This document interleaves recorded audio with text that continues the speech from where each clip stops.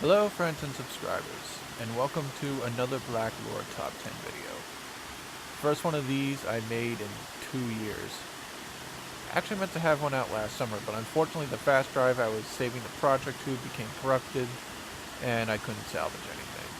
This is not the same list, however, I was making for that one, but maybe I'll come back to it.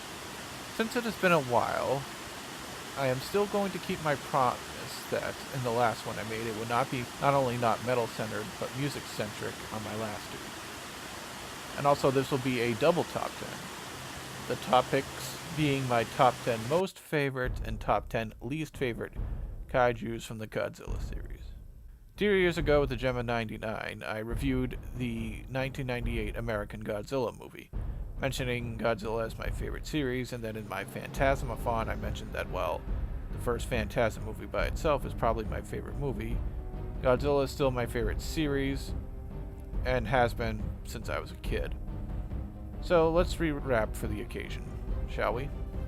Since 1954, Godzilla has appeared in nearly 30 films, terrorizing Japan and laying waste to everything in his path. But over the years he's made allies and enemies with many different monsters, some just as awesome as he is, others not so much. In this list, we'll be taking a look at both my top 10 favorite and least favorite monsters from the Godzilla series. As we know, 5 years ago we got the 2014 Godzilla movie by Legendary Films, the first Godzilla movie in over a decade and a worthy improvement over the 1998 American Godzilla movie. And here we are in 2019, the first sequel to the 2014 film on the way, where Godzilla will return along with some of the other iconic kaijus from the series. It's also Godzilla's 65th birthday, so the timing is also right in that regard as well. But there are some rules.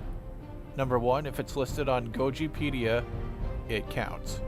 Number 2, while the Showa Godzilla series shares a universe with some of the other non-Godzilla kaijus, like Frankenstein and the Gargantuas, they are ineligible for this list because they do not appear in a Godzilla movie.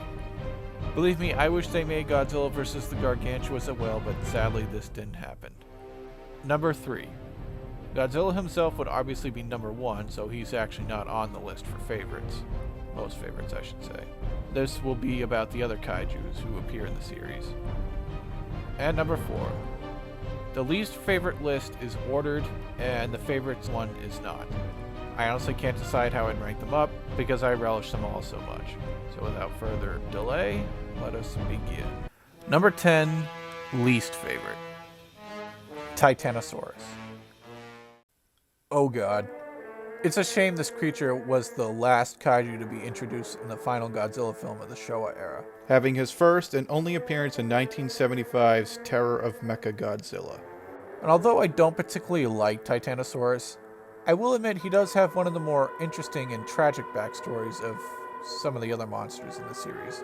Titanosaurus was actually a very peaceful and friendly aquatic dinosaur, discovered by Dr. Mifune several years prior to the events of the film, considering it something of a pet of his.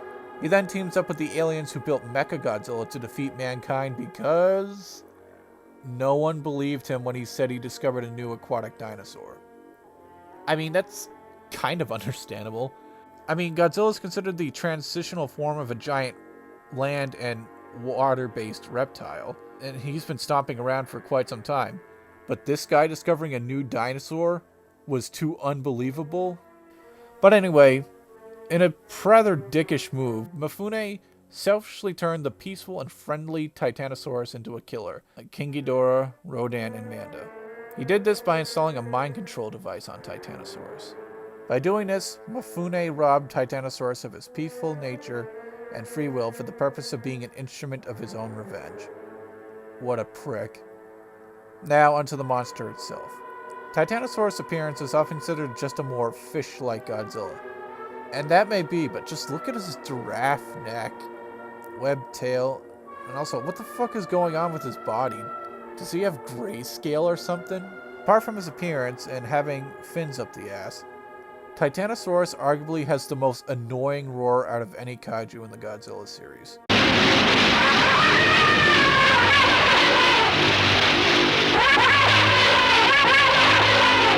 Seriously, I laughed my ass off hearing that for the first time when I saw this as a kid. But his owner, Dr. Mifune, is just as dislikable for the reasons I just mentioned, and the fact he's kind of sycophantic to him. Mechagodzilla is just a machine. He's no match for Titanosaurus.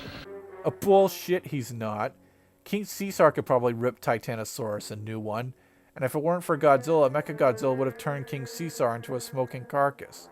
I mean, Titanosaurus was mostly defeated by fucking Interpol due to his weakness being hypersonic sound waves.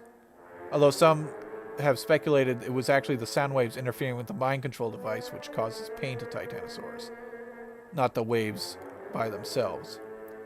I certainly hope so, because in Godzilla Unleashed, Titanosaurus attacks with hypersonic waves from his mouth. But apart from that, he lacks any cool abilities. I mean, he can kick up wind with his tail, but come on.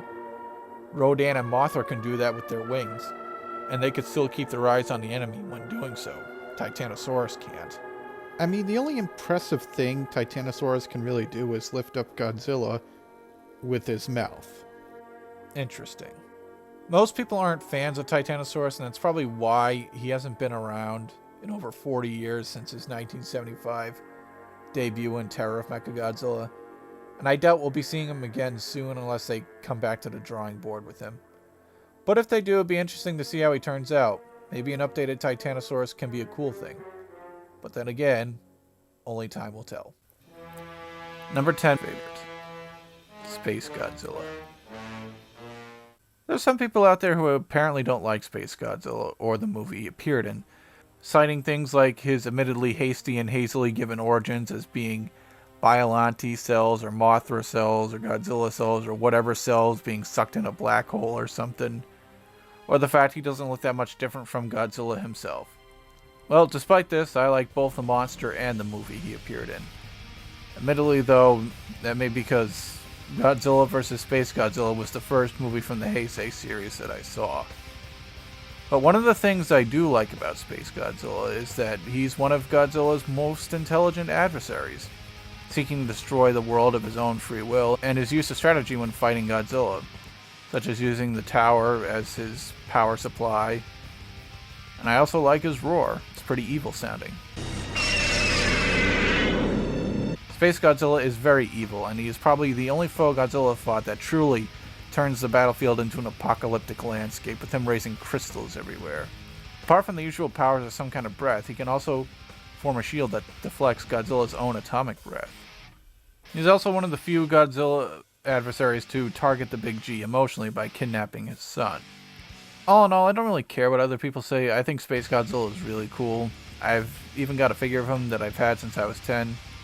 But there are others on this list, so let's proceed. Number 9, least favorite. Mogira 2. Straight from the same movie as Space Godzilla, we have Mogira 2, who is supposed to be an improved version of the Mechagodzilla from the previous film. But he's actually a downgrade in more ways than one. You'll also note that I use Mogira 2 in order to distinguish this one from the original Mogira, which was a giant robot used in the 1957 Toho film, The Mysterians.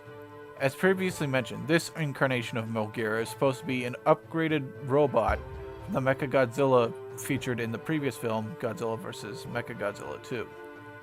Well, definitely a much more sleeker and more improved looking version over the original, and it's also cool he can split into 2 units, a flying one and a land one.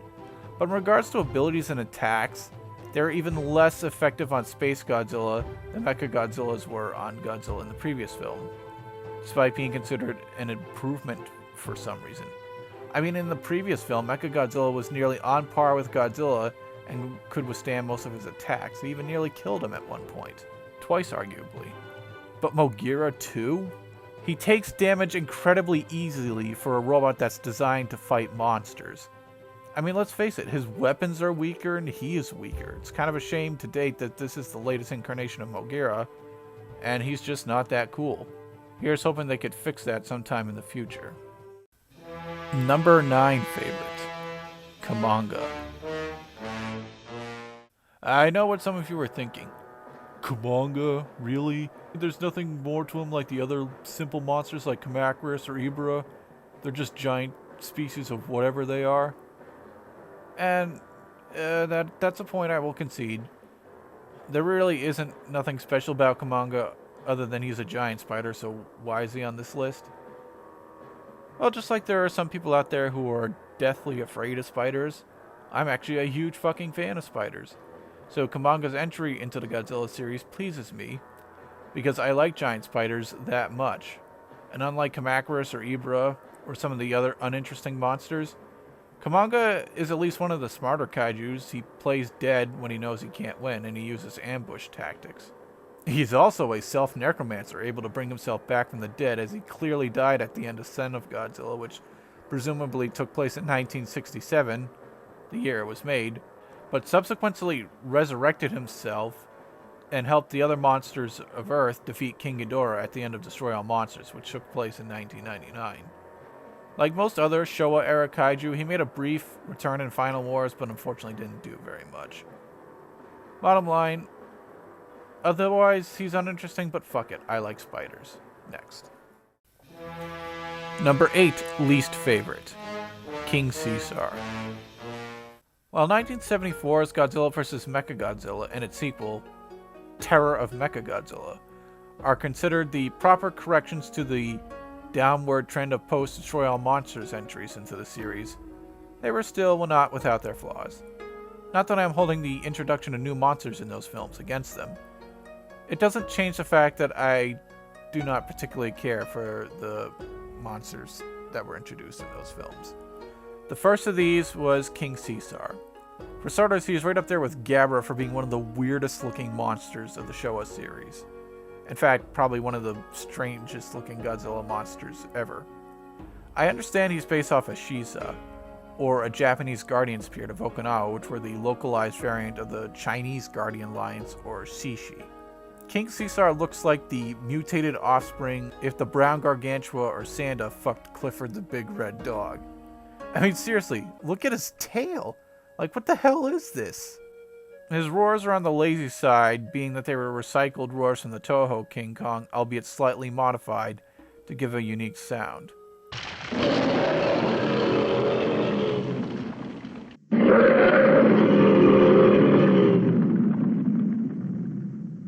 Luckily for us, though, it's not quite as annoying as some of the other monsters on this list.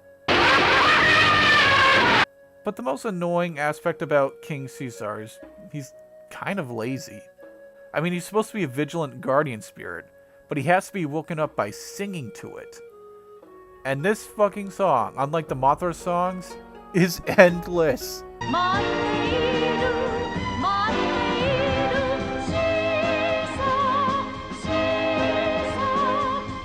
I mean, admittedly, though, as annoying as the song is, it's kind of what ruins the monster more for me more than the monster itself, even though I still stand by these things that bother me about him. I'll concede he has some cool abilities, such as redirecting attacks, but that doesn't stop Mechagodzilla from nearly curb stomping his ass until Godzilla shows up. Only one thing can defeat Godzilla, and that is our own King Caesar! Yeah, right. He goes right back to bed after Mechagodzilla is defeated for the first time, and is nowhere to be seen in Terror of Mechagodzilla. You know, Godzilla could have really used your help when Mechagodzilla came back with Titanosaurus as reinforcements. However, at least in his brief appearance in Final Wars, he was badass, with him playing soccer with Godzilla and Anguirus as the soccer ball. Oh yeah, and I should also point out that King Caesar is probably the only classic Godzilla monster whose modern design is even worse looking than his original design. I know including him might make some people go, because apparently some people do like him. Fair enough, well, I don't.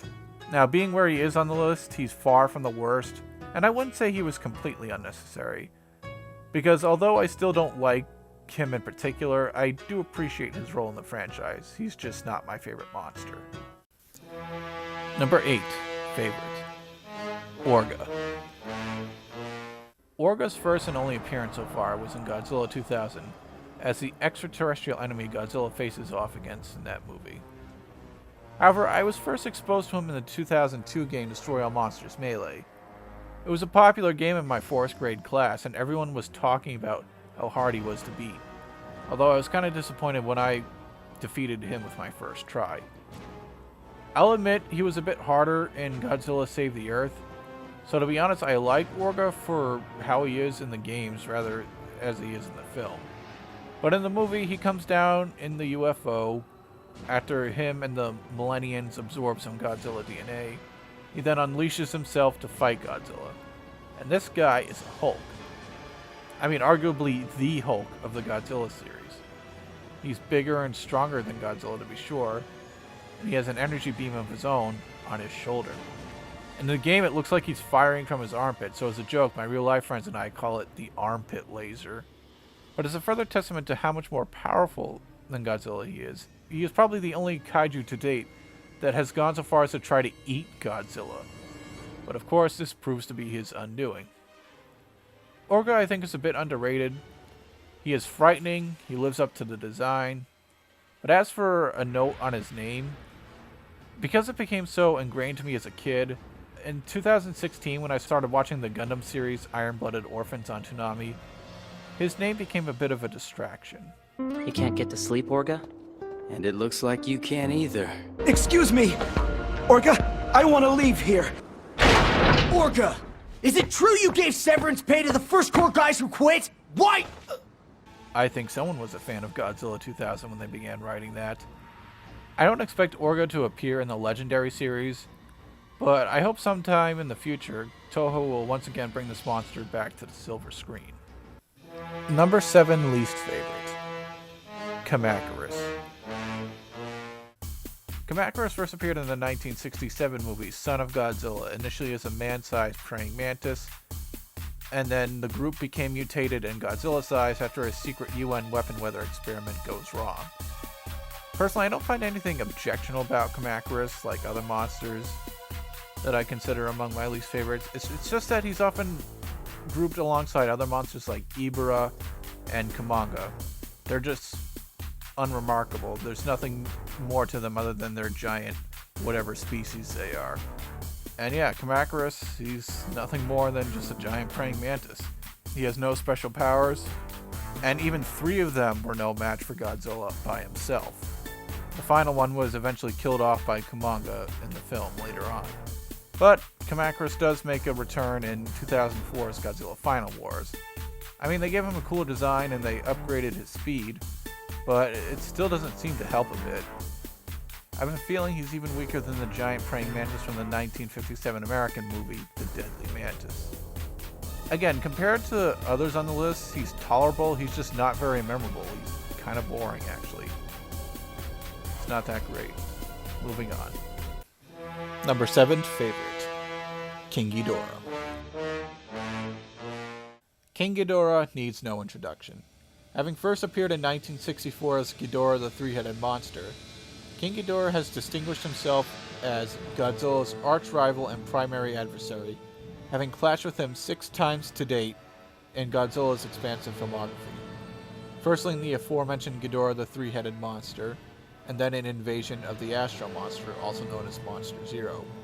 And then in Destroy All Monsters, where Ghidorah faced off against all of Earth's monsters by himself before he was subsequently killed off. However, he did return in Godzilla vs. Gigan, but unfortunately he was relegated to Gigan's sidekick as opposed to the primary threat. In the Showa era of Godzilla, Ghidorah was introduced as a planet-destroying space god, taking the form of the three-headed space hydra or space dragon, being employed by various alien races such as the Zillions, the Keloks, and the space cockroaches who built Gigan. Ghidorah's origins have had creative liberties taken with them in each generation of film, perhaps even more so than the Big G's himself. In 1991's Godzilla vs. King Ghidorah, his origin was revised as a creation of humans from the future who left behind 3 cutesy fucking creatures called Dorats. Oh, we'll save that rant for later. Anyway, after the removing of the Godzillasaurus from the original timeline, they leave behind the Dorats who mutate into Ghidorah when the first atomic bombs are dropped, which later creates the nightmare we recognize laying waste Japan in the present day. Are you shitting me? It was also in the same movie that we embraced the mighty Mecha King Ghidorah. Hopefully we'll get to see that again. Interestingly, Ghidorah's origins revised yet again in the Mothra trilogy in Rebirth of Mothra 3, returning to the extraterrestrial origin, being the force that wiped out the dinosaurs 65 million years ago. Anyway, in 2001, in Giant Monsters All-Out Attack, he was revised yet again as a terrestrial guardian spirit. In Godzilla Final Wars, King Ghidorah's absence was noted, but Godzilla fought off Monster Zero, whose true form was Kaiser Ghidorah, with some awesome new abilities, but officially it's considered a separate monster from King Ghidorah. So what makes King Ghidorah so awesome? Well, it's nice having a multi-headed monster that can fly. He's pretty powerful, with each head being able to shoot lightning from their mouths. Design is also unique and iconic, but being that he is responsible for death and destruction of multiple worlds, he's in many ways the ultimate threat to Earth, even more so than Godzilla himself. Which is why when he first showed up, it took Godzilla, Rodan, and Mothra to put aside their differences to defeat him. Another interesting contrast in Ghidorah that defies his look as a villain is because he is gold, much lighter and brighter than Godzilla, who is dark in color. Although this of course fits when the roles are reversed. His Mecha King Ghidorah form was also just as awesome, which was later salvaged to create Mechagodzilla 2 in the Heisei series. And with King Ghidorah confirmed to make an appearance in Godzilla King of the Monsters, it will be exciting to see how they do his character, being the first time the character will be used by an American studio. But I'm confident if they can pull off Godzilla right, they can pull off King Ghidorah right as well. Number 6, least favorite, Jet Jaguar. I'm gonna be honest here, I don't really dig Jet Jaguar as a character. I mean, sure, he was fun to play as in Godzilla Save the Earth, and he does make some cool noises of his own. But at the end of the day, I can't really get behind him. I'll admit my reasons may be considered petty and nitpicky, but whatever, it's my list. For one, he was created by a kid for a contest, which is why I take issues with some of his abilities, such as being able to reprogram himself into changing size. Because he gained sentience? Okay, so Skynet much? Even if it gains self-awareness, how could it be able to... Ah, fuck it, I'm not supposed to think that hard. Also, I'm not a big fan of his color scheme. Yellow and orange are just fugly to me. And lastly, for the same reasons I don't like King Caesar. His fucking song.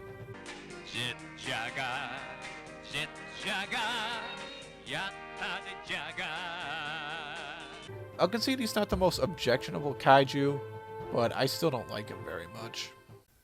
Number 6, favorite. Gigan. Gigan is without a doubt one of the most unusual foes Godzilla ever faced, being that he is part biological and part machine, a cyborg built by space cockroaches. He has a laser eye, hooks for hands and feet, a metallic beak with pinchers, spikes on his head, and a buzzsaw on his abdomen. Seriously, what a monster. Gigan first debuted in Godzilla vs. Gigan in 1972, which is often considered one of the lesser Godzilla films because of how stock footage heavy the film is. But luckily it's still considered worth watching because his fights with Godzilla do pay off in the end, and I like that film. He makes Godzilla bleed and even gives Anguirus a wound he'll never forget. Damn! He was also apparently very popular because he came back a year later in Godzilla vs. Megalon, where he assisted the titular character against Godzilla and Jet Jaguar, although he failed and fled again. Like most Showa-era kaiju, he came back in Godzilla Final Wars, where he got to see a new and improved Gigan with chainsaws and shit face off against Mothra. He did not disappoint.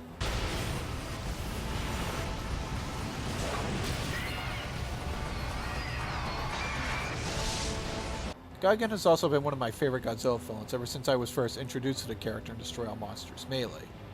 And then seeing him in Godzilla vs. Gigan about a month later, still to this day ranks among my absolute favorites.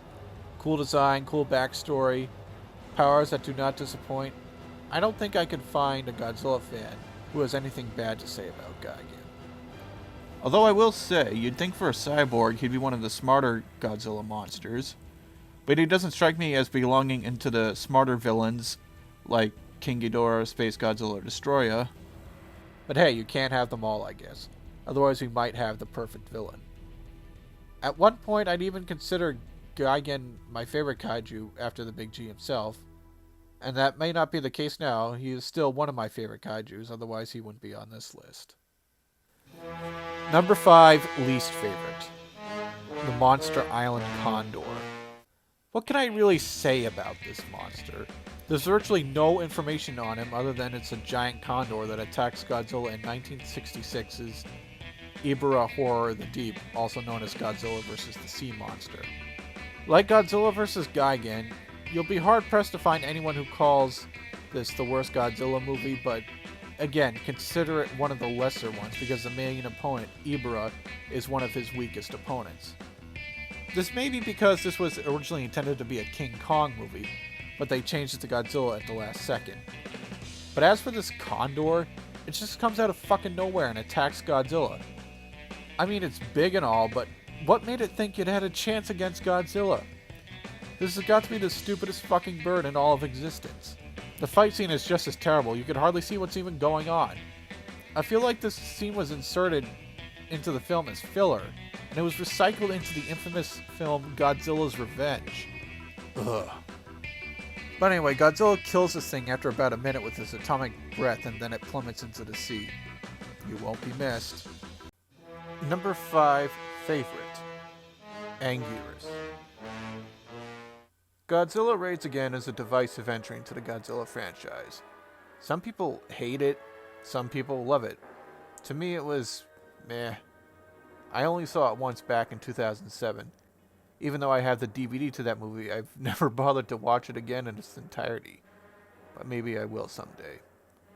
But whatever one's opinion about Godzilla Raids Again is, everyone agrees that the one good thing we got out of it was the tradition of all Godzilla films from now on will have him face off against another monster. Except for Godzilla 1985. But the monster he faced off in Godzilla Raids Again was Anguirus. Anguirus is a giant mutated ankylosaurus who initially battled Godzilla in Osaka near the iconic pagoda, which always seems to get destroyed. However, Godzilla ended up killing this Anguirus, and the monster would not return again until 13 years later in 1968 in Destroy All Monsters. This second Anguirus, unlike his predecessor, would often earn the reputation of being Godzilla's best friend, playing an important role in helping the Earth monsters defeat King Ghidorah. He also helped Godzilla in Godzilla vs. Gigan against the invading monsters Gigan and King Ghidorah. And then we also get that scene where he talks with Godzilla. Hey, Akira, come on! There's a lot of trouble ahead.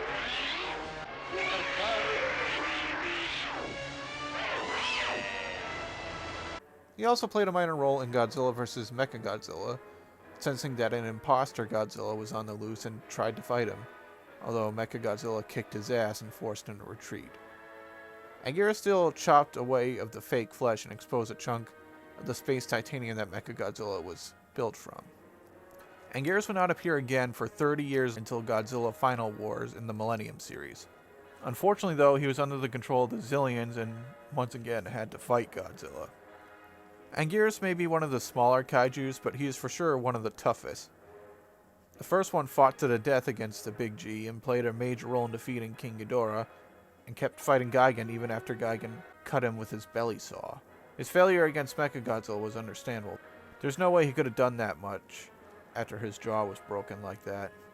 The fact he is a tough and reliable ally to Godzilla scores some major points for this guy in my book, and I hope he gets to appear in the Legendary franchise fighting alongside his best friend once again.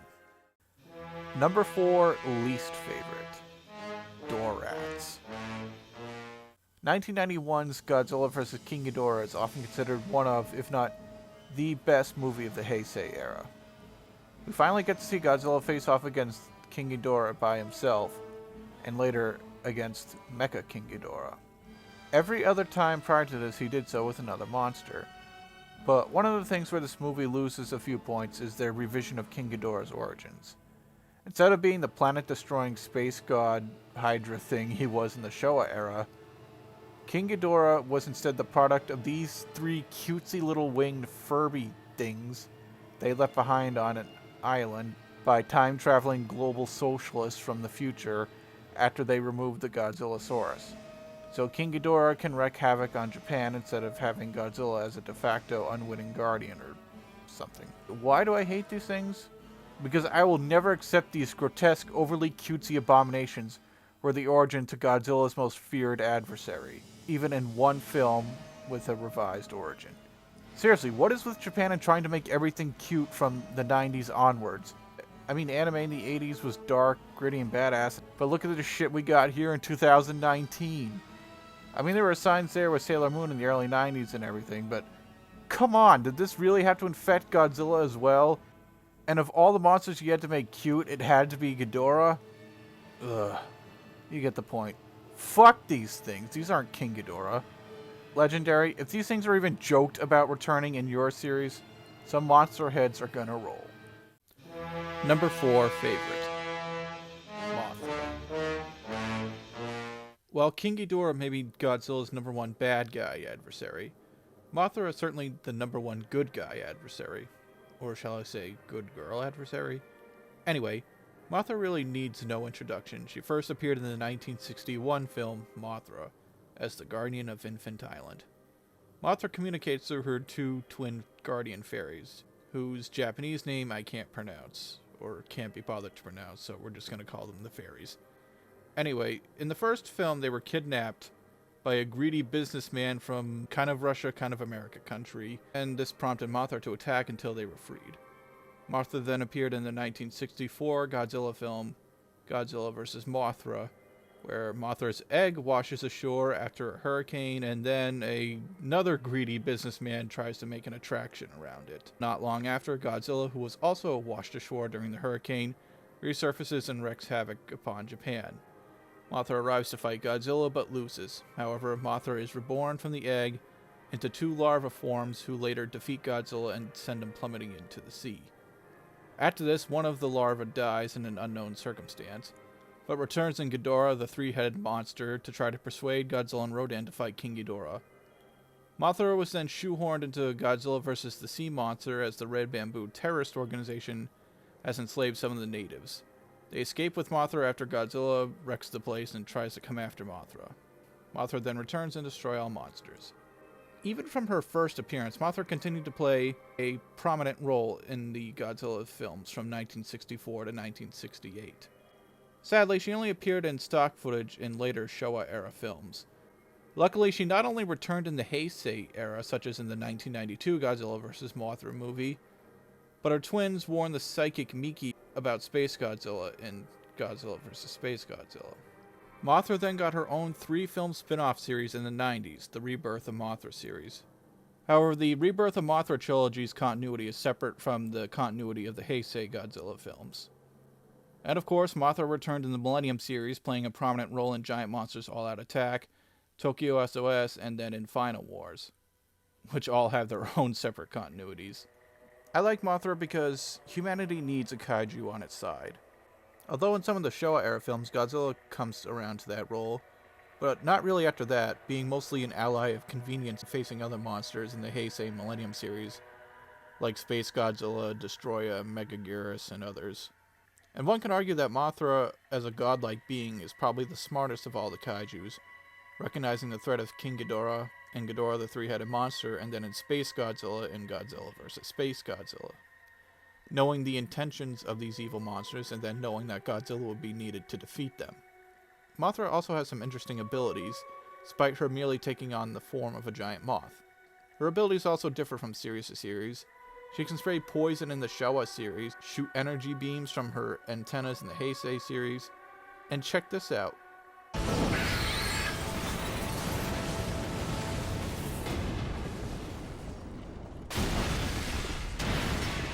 In short, Mothra is no pushover. She's kind, she's powerful, she's a reoccurring character and a fan favorite, which is why I give her a spot on this list.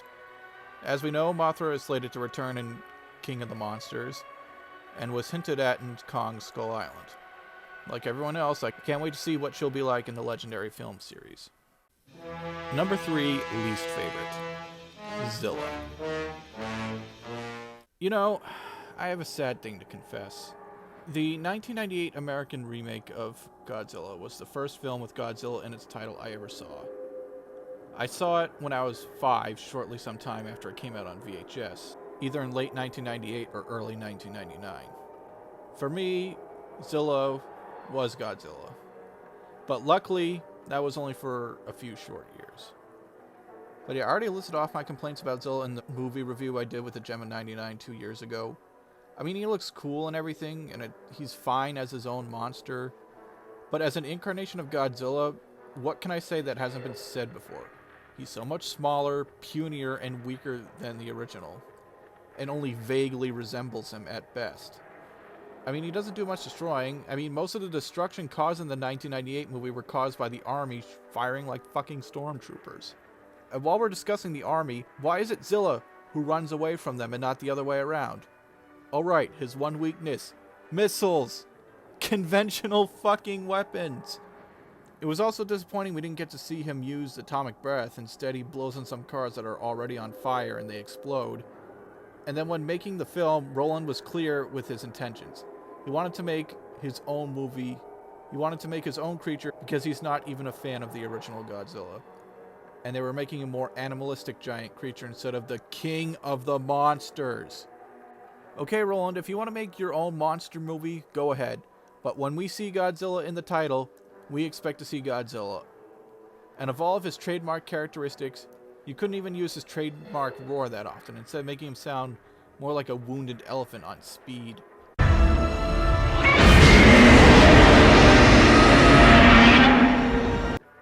Luckily though, Zilla isn't completely unredeemable. We got the animated series that followed the events in the movie, which I do remember watching as a kid on WB back in around 2000.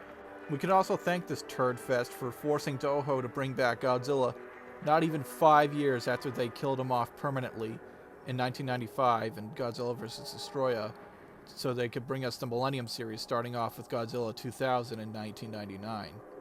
Godzilla 2000 also got a US theatrical release in the summer of 2000. Toho later canonized the American Godzilla in 2001 by having them mention that 3 years prior, a monster attacked New York City, and the Americans believed it was Godzilla. But nope, it wasn't.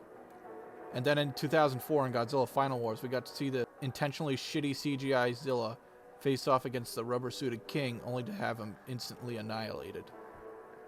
There is one more thing to mention. Although the Zilla laying egg subplot in the movie set itself up to have more sequels that were fortunately never made, at least in birthing the Jurassic Park raptors, Zilla didn't birth a bunch of Minyas to torment the audience with.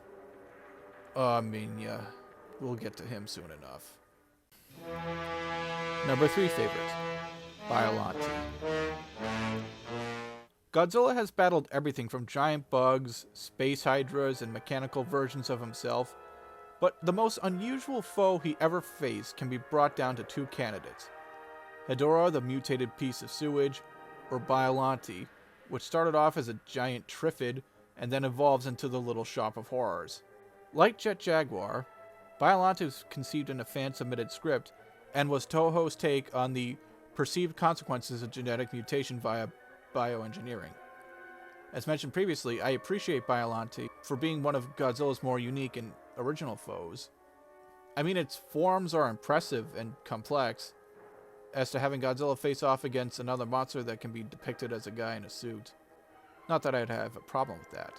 But it's nice to see something different for once, and although admittedly Biollante would start off a trend of many of Godzilla's later foes being composed from his DNA, such as Space Godzilla, who was created by Biollante cells that ended up in a black hole, but even beyond the Heisei era. Orga was partially composed of Godzilla's DNA in order to become a full clone, then Mechagodzilla in the following film was composed of Godzilla's DNA, but then out of all the monsters to be created in such a way, few will dispute that Biollante was easily the best of the bunch.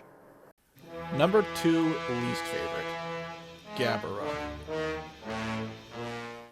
Godzilla's Revenge, more often than not, is considered the worst Godzilla movie ever made. Obnoxious Kenny protagonist, crotch shots of Manila, heavy use of stock footage, but at least we got some new footage, right? Make of what you will with that, as it involves a new monster, Ghidorah, in his one and only Godzilla appearance to date. I wonder why. Although he later appeared in Go Godman and Go Greenman, but as I said, Along with King Caesar, Ghidorah is easily the weirdest looking monster in the series. He's supposed to be a mutated toad, yet he looks like a mutated hairless lumpy cat with turquoise skin. Others say he's supposed to resemble a demonic ogre from Japanese mythology, and in addition to his bizarre appearance, like Titanosaurus, he arguably has the most annoying roar out of any kaiju in the entire Godzilla franchise. His roar is supposed to sound like mocking laughter because he is the dream monster incarnation of the obnoxious Kenny protagonist's real-life bully, also named Ghidorah. Damn, I feel bad for this kid. Playing a character who's supposed to be an incarnation of this lumpy piece of shit. Ouch. But yeah, Ghidorah has a goofy design, an obnoxious roar, and he's laughably weak. The only monster appears to be willing to fight is Godzilla's son, who he usually pummels, although Minilla eventually beats him with some help from Godzilla and the Kenny. But then he tries to bite Godzilla, who then kicks the crap out of him. Good. Seriously, Ghidorah is lame. Few doubt he could beat anyone stronger than Kamacuras. I'd even go so far as to bet that Kamanga could probably even beat him. Gorosaurus probably can. Even Ibra the giant shrimp can probably beat him. Now then imagine him going up against stronger kaijus like Space Godzilla, or King Ghidorah, or Mechagodzilla, or Destroyah. His only unique ability is that he can electrocute an opponent by grabbing them, but if his opponent has a range attack, they can take him down before he can even touch them. And even if he does, it might not even work. He tries it on Godzilla and it appears to have minimal effect at the most. Everyone familiar with the Godzilla mythos knows how shitty Ghidorah is. He is so despised that he has never appeared in any Godzilla media since Godzilla's Revenge, and that came out 50 years ago at this point. Normally he'd be my number one worst kaiju, but there's just one thing preventing him from earning that distinction. Number 2 favorite, Destroyah. Holy hell. If my favorites were ranked, I would probably put Destroyah as my number 1 favorite kaiju other than Godzilla himself. I mean, just look at him in his perfect form. He's so demonic looking. He's the most black and death metal looking kaiju Godzilla has ever confronted. Awesome. So, about him. The Godzilla faithful know that his only movie appearance so far has been 1995's Godzilla vs. Destroyah, the final film of the Heisei era. So unlike the last new monster introduced in the Showa era, Titanosaurus, the last new monster of the Heisei era was fucking awesome. Destroyah initially originated as millions of year old microscopic crustaceans that were mutated by the oxygen destroyer that killed the original Godzilla back in 1954. So this arguably makes him the oldest of Godzilla's enemies. But being made of the oxygen destroyer that killed the original, he is the natural antithesis of Godzilla and his creation. And since Godzilla vs. Destroyah was intended to be the final Godzilla movie ever made, it was a nice way to tie the final film back to the original film. But apart from being the antithesis of Godzilla, others go so far as to say Destroyah is the antithesis of all life on Earth. Destroyah is also considered one of, if not the most evil monster Godzilla ever faced off against. For one, Destroyah is a sadist, who is not only aware of the death and destruction he causes, but even enjoys inflicting it. He mercilessly killed Godzilla Jr., giving him a painful death by pumping him full of micro-oxygen and then dropping him on top of the airport. When he dragged Godzilla around with his tail, he seemed to be laughing as he did so. He is one of Godzilla's smartest enemies, and one of 2 who attacked him emotionally by targeting his son, the other being Space Godzilla. Destroyah is also pretty tough, being able to withstand Godzilla's atomic breath, and this was the melting down Godzilla whose breath may have been even hotter than it naturally was, although he still threw up blood when he was hit. But damn, usually a blast of his breath is enough to kill or seriously wound many of his other enemies. Destroyah is also often compared to DBZ villains like Cell or Frieza, because they have multiple forms like he does. Destroyah has a flying form, an aggregate form, a junior form, which are slightly larger than men, and they have alien mouths, leading to one of the most notable scenes of the film where a bunch of SWAT officers enter a building battling the junior forms that basically plays out like a scene from Aliens. But yeah, Destroyah, he's evil, cool design, and he has a wicked roar. He's smart, he's deadly, and was the main villain in what many consider to be one of the greatest Godzilla movies ever made. And he is probably my favorite kaiju from the series that isn't Godzilla himself. It's a shame he hasn't been on screen since 1995, which was almost 25 years ago at this point. But here's hoping he appears in another Godzilla movie in the future. Some rumors speculate he'll even appear in the Legendary franchise. I personally don't see that, but if he does, I and many others would certainly welcome it. Now it's time to see my number one worst monster and number one monster that I like that isn't my favorite, but close. Number one least favorite. Minilla. This one isn't a shocker. It goes without saying that among Western fans of Godzilla, Minilla or Minya or whatever the fuck you call him, is considered the worst contribution to the Godzilla franchise. You'll note Western because apparently in Japan he's ranked number 4 most popular. What the fuck? Why? In their top favorite Godzilla movies, he's not even in them. What the hell is wrong with you people? Some speculate it's because he's considered cute, but what the? No. I can get people saying the Dorats are cute, but Minya? He's not cute. He's fugly as shit. He looks like a turd with a goofy smiley face on it. In the 90s Godzilla films, they had a significantly cuter incarnation of Godzilla's son. And aside from being cuter when he was small, he grew up and became somewhat useful. I mean, he still lost to Destroyah, but at least he could still put up a fight. This little turd, on the other hand, can't even beat Ghidorah without any help. And I'm also calling BS that Minilla killed off the last Ghidorah head in Destroy All Monsters.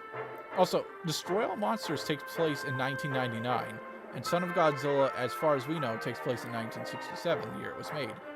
So how the hell has Minilla not aged at all? Godzilla Jr. grows up rather quickly, within the span of 3 years, while Minilla only seems to age from a baby to a kid in one movie, and then that's it. 32 years later, he's the same age. If the Godzilla Jr. from the Heisei era won 4th place, I'd live with that. Despite still thinking it's weird he beat some of the other monsters on this list, but he got number 8. 4 places behind Minilla. Oh god, Japan. Why do you have horrendous taste in your own monsters? And because he's number 1, there's a lot to say about him, even if most of it's already been said before. But yeah, as for his history, he first appeared in the 1967 film Son of Godzilla. By that time, Godzilla faced some competition from Gamera, who was marketed mainly to kids, while Godzilla was marketed towards pretty much everyone else. So Toho thought it would be a good idea to try to make Godzilla appeal to kids by giving him a son. And apparently they never bothered to ask, because ask any 5-year-old who's seen a Godzilla movie, and they're still going to prefer Godzilla over Minilla, making his introduction completely unnecessary. Although I still prefer Son of Godzilla to Godzilla's Revenge, I place Minilla as worse than Ghidorah for one reason. Minilla is in more films than Ghidorah is. Ghidorah is only in Godzilla's Revenge. Minilla is in Son of Godzilla, Destroy All Monsters, and Godzilla's Revenge. And in Godzilla's Revenge, he fucking talks. Godzilla says that I should learn to fight my own battles, you know. Fuck off, Minilla. He also plays an integral part in 2 Godzilla movies, and a small but significant part in 1. Oh yeah, and he also comes back in Final Wars. Why? Some people compare him to Scrappy-Doo. Nah. The only Godzilla equivalent to Scrappy-Doo would be Gozuki from the Hanna-Barbera cartoon of the 70s. And Godzilla! Apart from Manilla's ugly design, the noises he makes are single-handedly the most annoying noises made by any Toho kaiju.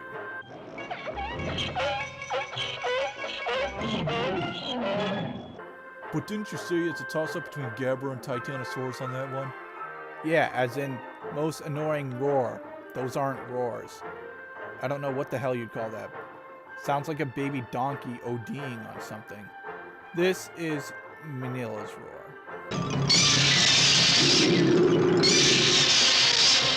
I think I've gone on long enough about why Minilla sucks. He's annoying, he's fugly, and unnecessary. I mean, admittedly, the final scene with him and Godzilla hugging it out in the snow in Son of Godzilla was a bit touching, but that's not enough to make up for all this other shit we've had to deal with along the way. And that concludes my list for my least favorite kaiju of the Godzilla series. But now on to the top spot for my favorite side. Number 1 favorite, Mechagodzilla. Some people consider the different incarnations of Mechagodzilla as separate kaijus. The original one, where he was made and controlled by aliens. The Heisei one, where he was known as Mechagodzilla 2, and then with the booster pack, Super Mechagodzilla. And then the Millennium incarnation, where he's known as Kweer. While it is technically true that you can kind of consider them different, in this list I consider them not separate kaijus, but different incarnations of the same one. And I like all of them. And Mechagodzilla is depicted as one of Godzilla's most lethal adversaries, whether he was built by aliens like he was in the Showa era, or by humans in the Heisei and Millennium eras. Mechagodzilla first appeared in 1974 as Godzilla vs. Mechagodzilla, which you can consider a comeback film, if you will, as the previous Godzilla entries since Destroy All Monsters had been the series' low point with low budgets and high uses of stock footage, and the plots got pretty goofy at times. But Godzilla vs. Mechagodzilla is easily the greatest of the 70s Godzilla films, probably one of the best of the Showa era. In the film, Mechagodzilla was created by the aliens from the third planet from the black hole, or something like that. And like all the previous alien invaders, they are set to conquer Earth with their own monster. And this time, it's Mechagodzilla. Anyway, Mechagodzilla first appears as a fake Godzilla, which is noticed by Anguirus, but a chunk of the robot is exposed, and then the real Godzilla shows up, and it reveals itself as a cyborg, beating Godzilla in their first fight, and nearly kills King Caesar when those two fight. But then Godzilla shows up, they fight, and he takes him down. A year later, the aliens are back at it, but this time with the help of Dr. Mifune and his monster Titanosaurus. But once again, Godzilla defeats them. The original Mechagodzilla is pretty cool. He's got rainbow laser eyes, he can generate force fields while spinning his head, and then armed to the teeth with missiles. The only thing I don't like about him is that, unlike most of the aliens who are humanoid or are secretly cockroaches like the aliens who built Gigan, Mechagodzilla was built by fucking space apes. And I know Planet of the Apes was popular around the time of this film's release, but I can't buy that Godzilla's mechanical doppelganger was built by space monkeys. I'd sooner buy him being built by space lizards like David Icke likes to go on about. Anyway, Mechagodzilla reappeared in Godzilla vs. Mechagodzilla 2 in 1993, but it was a great update and we saw a cool looking modern design. We also got a new upgrade where he shoots wires into Godzilla and nearly tases him to death. The only thing that kind of ruined this one was that face. It's so goofy looking. The original one was far more mean looking, which is why I prefer the 70s version of Mechagodzilla to the 90s version. My disappointment was further amplified by first playing Destroy All Monsters, and the Mechagodzilla in that game was the Mechagodzilla from the 90s movie, and they made him look much more better in the game than they did in the actual film. But finally, the best incarnation of Mechagodzilla to date came in 2002 in the Millennium series, with Godzilla against Mechagodzilla. He's the most powerful and best looking one so far, but the one imperfection is that he's often referred to as Kweer. I mean, Kweer. How aggressively unmenacing.